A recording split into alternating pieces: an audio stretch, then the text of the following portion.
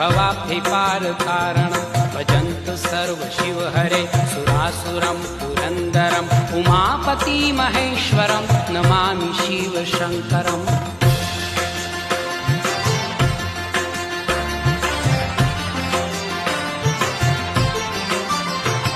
सोमेश्वरा नागेश्वरा श्रीमल्लिकार्जुनेश्वरा महाकालं अमलेश्वरा पुष्पेश्वरा विश्वेश्वरा केदार भीम वैद्यनाथ त्र्यम्बकं रामेश्वरम् उमापति महेश्वरं नमामि शिव शङ्कर